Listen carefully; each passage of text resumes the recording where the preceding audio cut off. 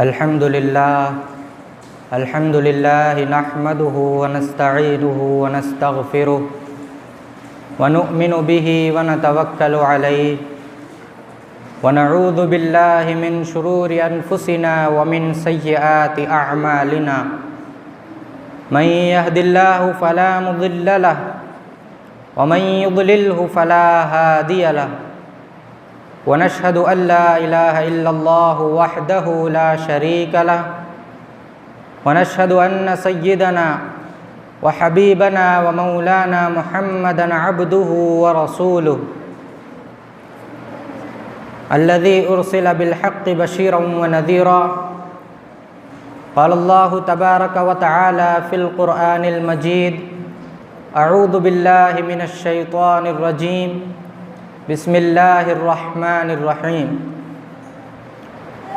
يا أيها الذين آمنوا لا يسخر قوم من قوم عسى أن يكونوا خيرا منهم ولا نساء من نساء عسى أن يكن خيرا منهن ولا تلمزوا أنفسكم ولا تنابزوا بالألقاب بئس الاسم الفسوق بعد الإيمان ومن لم يتب فأولئك هم الظالمون.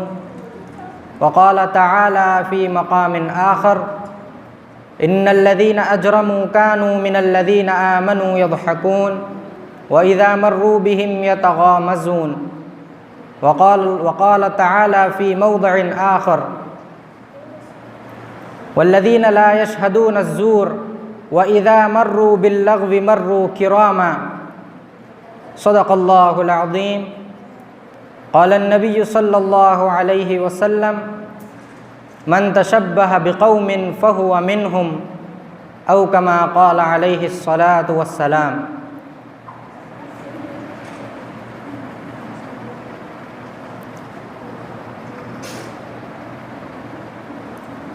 صد شکر ہے اس پروردگار کا جس نے ہمیں امت محمدیہ میں پیدا فرمایا.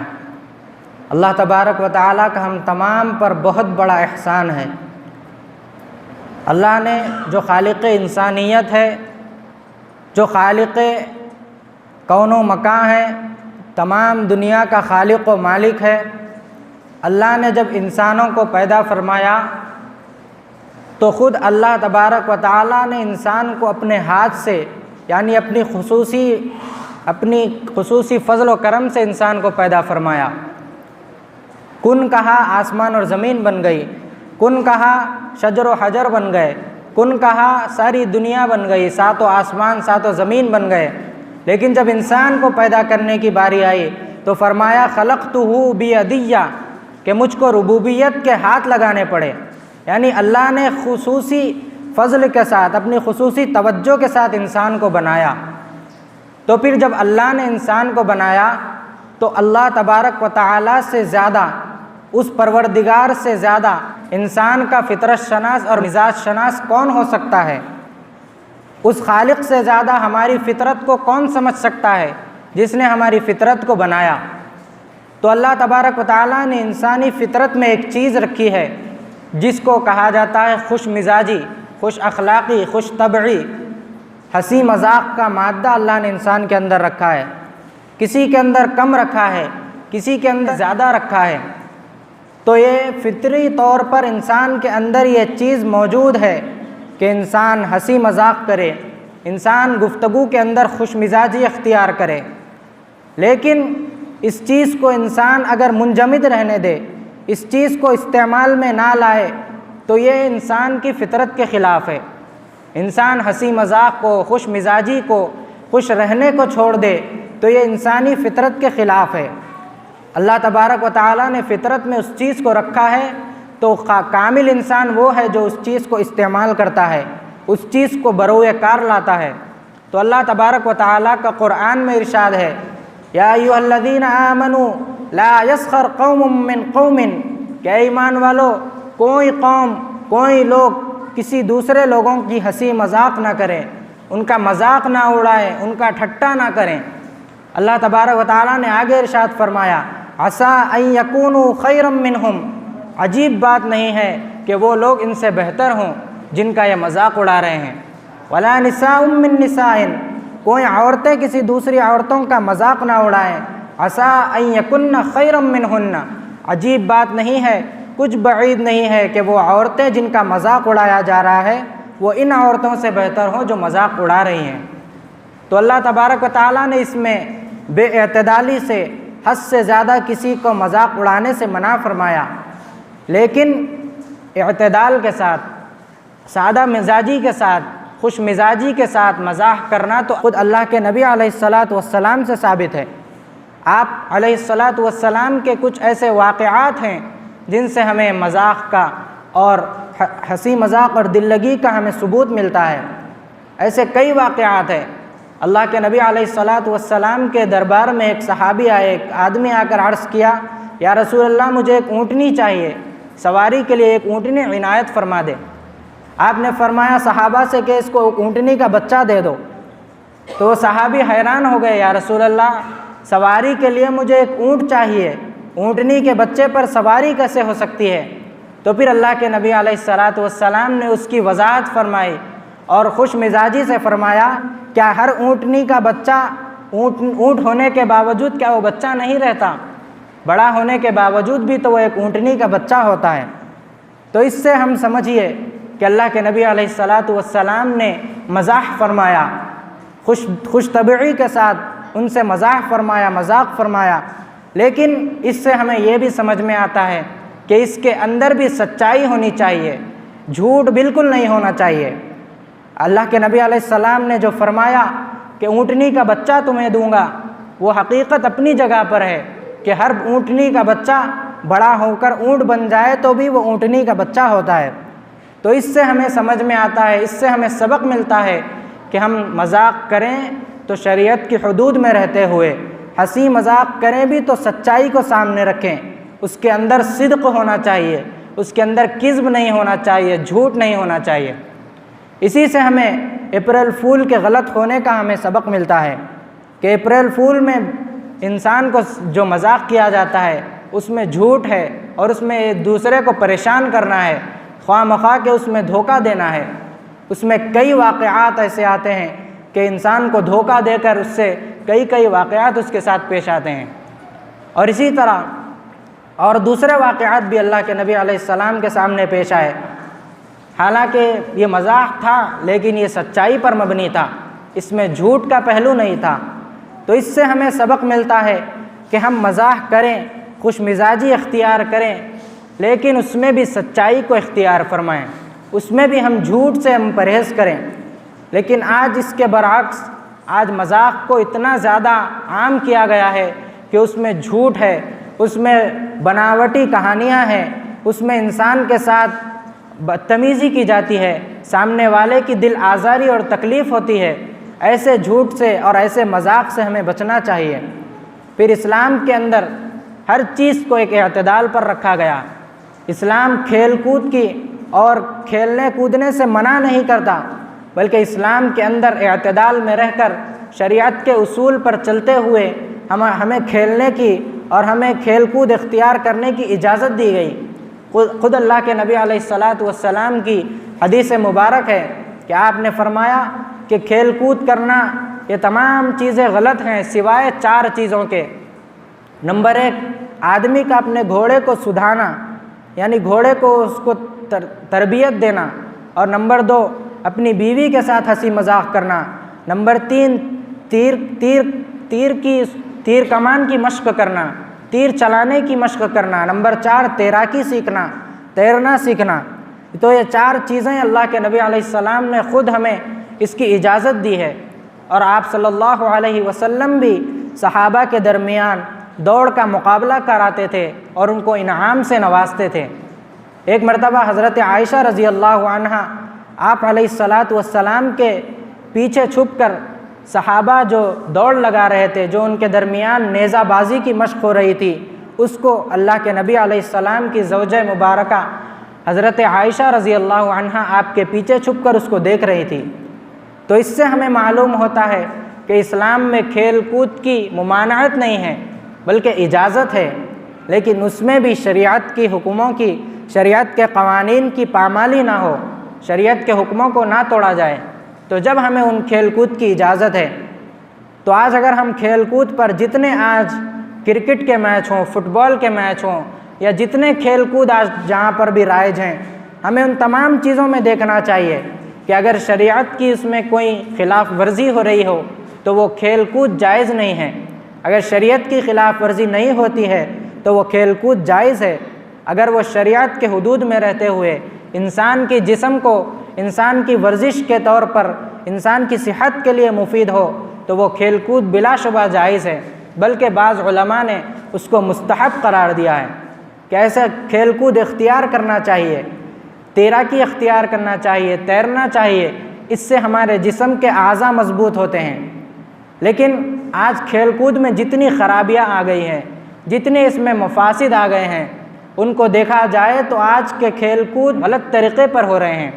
کرکٹ کے میچ کو اگر ہم دیکھیں تو اس کے اندر اتنی زیادہ خرابیاں آ گئی ہیں، اس کے اندر عورتوں کی فحش، عورتوں کی اس میں آمد ہوتی ہے، کرکٹ میچوں میں سٹے بازی اور جوئے کی اس میں جوا ہوتا ہے، لوگ جوا سٹے بازی لگاتے ہیں اور پھر اس میں نمازیں چھوٹتی ہیں، بے فحاشی ہوتی ہے، غیر محرم عورتوں کے سامنے آنا ہوتا ہے۔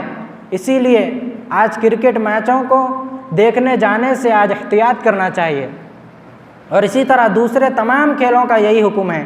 ہم خود سمجھ سکتے ہیں کہ جن کھیلوں میں ہمیں شریعت کے حدود کو پامال کرنا نہ پڑے وہ کھیل ہم اختیار کر سکتے ہیں، جس میں نماز نہ چھوٹے، جس میں کوئی دینی احکام کی خلاف ورزی نہ ہو، ہم وہ کھیل کھیل سکتے ہیں۔ مہینہ چل رہا ہے جنوری کا، اور 14 جنوری کو مکر سنکرانتی اور بسنت کے نام سے ہندوؤں کا ایک تہوار ہے۔ آج مسلمان بھی اس میں افسوس کے ساتھ کہنا پڑتا ہے کہ مسلمان بھی اس میں شریک ہیں، کئی مسلمان اس میں بلا اختیار اور نہ جانتے ہوئے بھی اس میں شریک ہو جاتے ہیں۔ ہم سمجھیں کہ آخر یہ جو رسم ہے، یہ جو پتنگ بازی کی رسم ہے، جو بسنت کے نام کی جو ان کی رسم ہے، جو ان کی عید اور تہوار ہے، یہ کہاں سے آئی ہے؟ میں نے گزشتہ سال بھی اس موقع پر اس بارے میں آپ کو سامنے بات کی تھی، تو ایک پنجاب کا واقعہ ہے کئی سو سال پہلے کا، کہ پنجاب کے کسی اسکول میں ایک غیر مسلم پڑھتا تھا۔ اس اسکول میں ایک مسلمان ٹیچر نے کچھ ہندو مذہب کی کچھ برائی بیان کی، تو وہ حقیقت رائے اس کا نام تھا، وہ غیر مسلم نے جا کر اللہ کے نبی علیہ السلام اور آپ کی چہیتی بیٹی سیدہ فاطمۃ الزہرا رضی اللہ عنہا دونوں کی شان میں نعوذ باللہ کچھ برے کلمات کہہ دیے، گستاخی آپ کی کر دی۔ اس گستاخ کو پکڑ کر جیل میں ڈال دیا گیا اور اس کا سر قلم کر دیا گیا، اس کو سزائے موت دے دی گئی۔ لیکن یہ معاملہ یہیں پر ختم نہیں ہوا، بلکہ ان غیر مسلموں نے انتقام کی آگ میں وہاں کے کئی مسلمانوں کو شہید کیا، وہاں پر خون خرابہ اور قتل و غارت گری کی۔ تو اس واقعے کو یاد کرتے ہوئے غیر مسلم اور ہندو اس واقعے کی یاد میں، اس آدمی کی یاد میں جس نے ہمارے نبی صلی اللہ علیہ وسلم اور جنت کے خاتونوں کی سردار سیدہ فاطمۃ الزہرا رضی اللہ عنہا کے گستاخ کی یاد مناتے ہوئے انہوں نے یہ پتنگ بازی کی یاد اور اس کی عید کو، اس تہوار کو منانا شروع کیا۔ ذرا سوچئے کہ ہم اللہ کے نبی کے جانثار، ان کے امتی اور آپ کی بیٹی سیدہ فاطمۃ الزہرا رضی اللہ عنہا کی محبت رکھنے والے، اہل بیت اور صحابہ سے، آپ علیہ الصلاۃ والسلام سے عقیدت رکھنے والے، ہم ان کے گستاخ کی یاد میں منائی جائے، اور جو عید، جو تہوار ان کے گستاخوں کی یاد میں شروع کیا جائے، ہم اس میں کیسے شریک ہوں؟ اس لیے آج مسلمان اس بات کو جانتے نہیں ہیں، اس کی حقیقت اور اس کے پس منظر کو نہیں جانتے۔ اس لیے ہم اس بات کو سوچیں اور آج ہی سے ہم پکا عہد کریں کہ ہم اس عید میں اور اس پتنگ بازی میں بالکل بھی شامل نہیں ہوں گے۔ اور اس چیز کے ساتھ ساتھ پھر اس میں دنیاوی کتنے مفاسد ہیں، دنیاوی کتنے نقصانات ہیں، وہ تو ہم تمام جانتے ہیں کہ ہر سال اخبارات میں ہو، سوشل میڈیا پہ ہو، کتنی خبریں سامنے آتی ہیں کہ ڈور گلے میں آنے سے فلاں انسان کا گلا کٹ گیا، فلاں آدمی پتنگ اڑاتے ہوئے چھت سے گر کر مر گیا، فلاں بچے پتنگ لوٹتے ہوئے بھاگتے ہوئے کسی گاڑی کے نیچے آ کر زخمی ہو گئے، کسی گاڑی کے نیچے آ کر ہلاک ہو گئے۔ تو اس سے صرف نقصان ہے اور کوئی فائدہ نہیں ہے۔ اللہ کے نبی علیہ السلام کا ارشاد ہے کہ کوئی انسان ایسا نہیں جو کسی چیز کو لوٹنے کے لیے بھاگے، لوگ اس کو دیکھ رہے ہوں اور پھر بھی وہ مومن رہے۔ آج بچوں کو سوچنا چاہیے کہ بچے آج پتنگ لوٹنے کو فخر سمجھ رہے ہیں، ماں باپ بھی ان کی ہمت افزائی کرتے ہیں کہ بیٹا تو نے پتنگ لوٹ کر بہت بڑا کام کیا، حالانکہ ذرا سوچیں کہ ہم بچوں کو پتنگ لوٹنے پر ان کی حوصلہ افزائی نہیں کر رہے ہیں بلکہ ان کو لٹیرا بنا رہے ہیں۔ آج بچہ پتنگ لوٹ رہا ہے، کل بڑا ہو کر کوئی بڑی چیز لوٹے گا، کل بڑا ہو کر کسی سے لوٹ مار کرے گا، کسی سے لڑائی جھگڑا کرے گا۔ تو آج ہم بچوں کو سمجھائیں کہ ہم اس پتنگ بازی میں بالکل مشغول نہ ہو، اس پتنگ بازی سے بالکل ہم بچیں، اور اس میں اتنی خرابیاں ہیں، اتنے مفاسد اور اتنے نقصانات ہیں کہ ہم اس کو سنتے رہتے ہیں، اخباروں میں آتا رہتا ہے۔ کئی سال پہلے ہمارے رشتہ دار میں بھی ایسا واقعہ پیش آیا کہ پتنگ اڑاتے ہوئے وہ چھت سے گر کر فوت ہو گئے۔ اللہ تمام کی مسلمانوں کی حفاظت فرمائے۔ اس لیے پتنگ بازی سے بچنے کی ضرورت ہے، اور احادیث مبارکہ پر ہم غور کریں کہ پتنگ لوٹنے والے کو کیا فرمایا گیا کہ وہ پتنگ لوٹنے کے لیے، کوئی بھی چیز لوٹنے کے لیے جو انسان بھاگتا ہے، لوگ اس کو دیکھتے ہیں لیکن وہ اپنی عزت کی پرواہ نہیں کرتا اور اس چیز کو لوٹنے کے لیے بھاگتا ہے اور وہ مومن نہیں رہتا، یعنی اس کے دل میں ایمان کمزور ہو جاتا ہے۔ اللہ ہم تمام کی حفاظت فرمائے۔ اس لیے پتنگ بازی ہو یا غیر مسلموں کے جتنے تہوار ہوں، اس سے ہم اپنے آپ کو بھی بچائیں، دوسروں کو بھی اس سے روکنے کی کوشش کریں۔ حدیث میں فرمایا گیا ہے کہ ایمان کا سب سے بڑا درجہ یہ ہے کہ کسی برائی کو دیکھیں، کسی غلط چیز کو دیکھیں تو اگر ہمارے اندر قدرت ہے، طاقت اور پاور ہے تو جا کر اس کو ہاتھ سے روکیں، ہم کو اس کو سمجھا کر یا اپنی طاقت کے زور سے اس برائی کو روکیں۔ اگر یہ نہیں کر سکتا تو کم از کم زبان سے روکیں، یہ بھی نہیں کر سکتا تو آخری ایمان کا درجہ یہ بتایا گیا ہے کہ کم از کم اس کو دل میں برا جانیں، دل میں اس کی برائی کو ہم رکھیں، یہ نہیں کہ اس چیز کو اچھا سمجھنے لگیں، کم از کم اس کو دل میں تو برا جانیں، اور اس کو روک نہ سکے تو ہم دل میں اس کو برا جانیں۔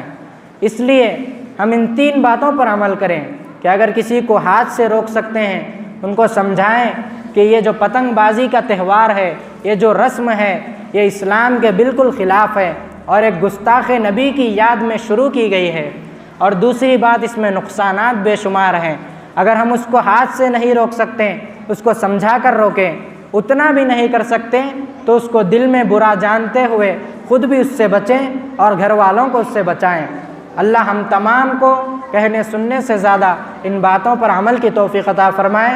اسلامی تعلیمات پر اللہ تمام مسلمانوں کو کامل طریقے پر چلنے کی توفیق عطا فرمائے۔ غیر مسلموں کے طریقوں سے ان کی مشابہت اختیار کرنے سے ہم تمام کی حفاظت فرمائے۔ وآخر دعوانا ان الحمد للہ رب العالمین۔ جو حضرات سنت ادا نہیں کریں وہ سنت ادا کر لیں۔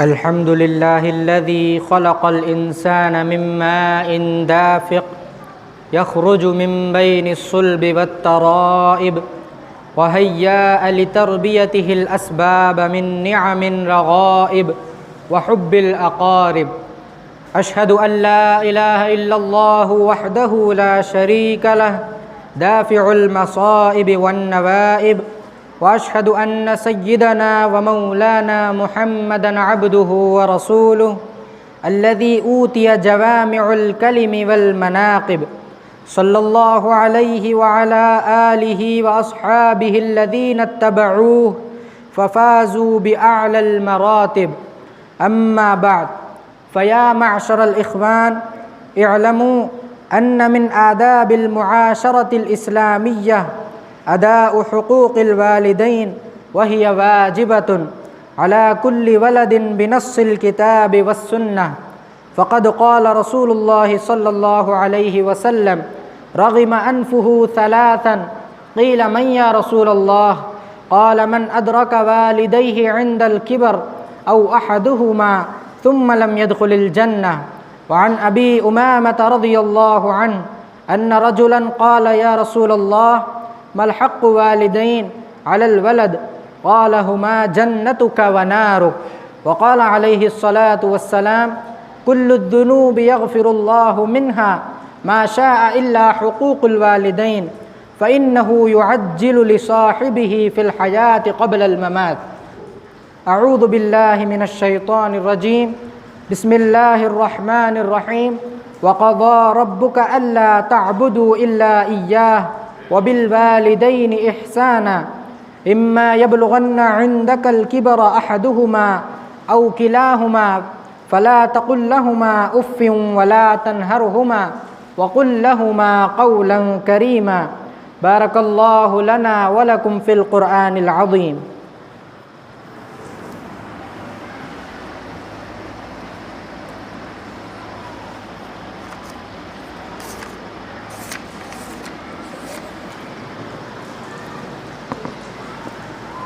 الحمد لله نحمده ونستعينه ونستغفره ونؤمن به ونتوكل عليه ونعوذ بالله من شرور أنفسنا ومن سيئات أعمالنا. من يهد الله فلا مضل له ومن يضلله فلا هادي له ونشهد أن لا إله إلا الله وحده لا شريك له ونشهد أن سيدنا ومولانا محمدا عبده ورسوله الذي أرسل بالحق بشيرا ونذيرا. إن الله وملائكته يصلون على النبي يا أيها الذين آمنوا صلوا عليه وسلموا تسليما. اللهم صل وسلم وبارك على سيدنا محمد وعلى آله وأصحابه وأتباعه وأزواجه وذرياته. قال النبي صلى الله عليه وسلم: أرحم أمتي بأمتي أبو بكر رضي الله تعالى عنه وأشدهم في أمر الله عمر رضي الله تعالى عنه وأصدقهم حياء عثمان رضي الله تعالى عنه وأقضاهم علي رضي الله تعالى عنه وفاطمة سيدة نساء أهل الجنة رضي الله تعالى عنها والحسن والحسين سيدا شباب أهل الجنة وحمزة أسد الله وأسد رسوله رضي الله تعالى عنهم. اللهم اغفر للعباس وولده مغفرة ظاهرة وباطنة لا تغادر ذنبا. الله في أصحابي لا تتخذوهم غرضا من بعدي فمن أحبهم فبحبي أحبهم ومن أبغضهم فببغضي أبغضهم وخير القرون قرني ثم الذين يلونهم ثم الذين يلونهم.